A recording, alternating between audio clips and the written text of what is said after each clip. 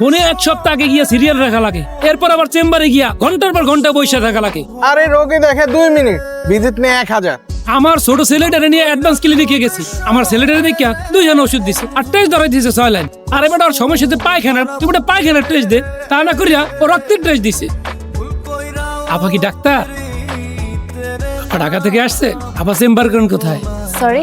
আপা ওই কথা কিন্তু আপনাকে বলি নাই, যারা চেম্বার করে ওই যে উল্টা পুল্টা টেস্ট করে তাদেরকে বলছি। না না, ইটস ওকে, আমার গালি খেয়ে অভ্যাস আছে।